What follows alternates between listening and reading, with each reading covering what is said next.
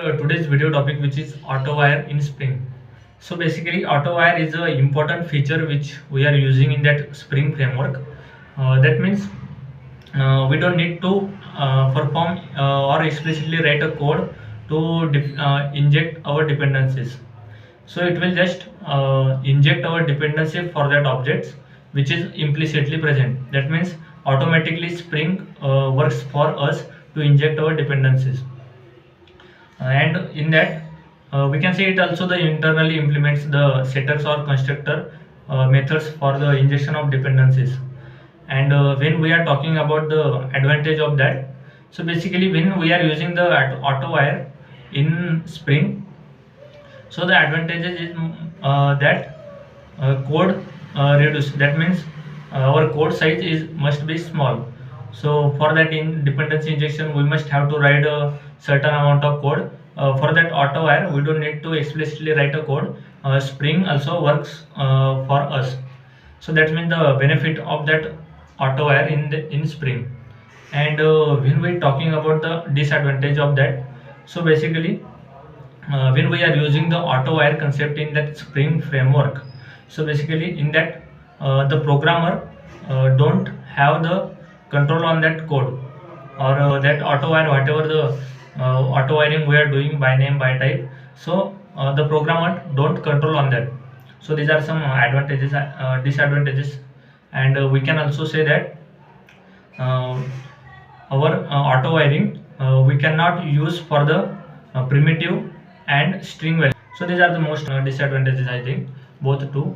And when we are talking about the modes of that auto wiring, so there are certain several modes of that auto wiring. So there are specially 5 modes that I am going to discuss in our today. So basically in that first mode, which is no mode, that means we don't need to write a code or auto wired in that. So by default it will be auto wired. That means when we write our code or in that configuration file, so by default Spring uses the setter or constructor dependency to inject our dependencies for that objects. And the next mode we can say that by name.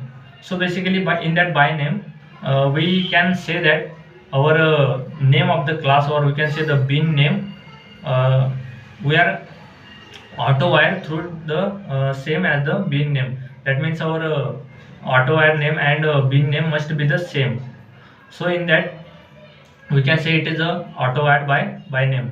So the next mode, which is by types. So basically by type, in that for that bin element we are using in that configuration file, or we can say the .xml file. So basically in that bin element we have some name of that class. So whatever the class name which is same as the AutoWire name, which we have to create a object, or we can say the class. So basically this must be the same. That means we can say it is a AutoWire by name. And the next mode we can say that constructor. So basically in that constructor mode, and the both that I already discussed the modes, which is by name and by types, which is internally implement the setter method for the dependency injections. And the next mode, which is constructor. So basically in that constructor mode we can say it auto wire by the constructor, whatever the constructor which is present in our class. So it means just auto wire by that name. So in that it uses the constructor dependency injection method for that object dependency. And the next mode, which is we can say the last of that 5 mode, which is auto detect. So basically in that auto detect we can say that in our Spring 2.0 or 2.5, so there are use of that auto detect. But since the release the version of the 3 the Spring 3 version, we cannot use, or we are deprecated that the particular auto wire modes, which is auto detect. So these are the some common information about that modes that we should know for the auto wiring in our Spring framework. So that's all from my side. Thank you.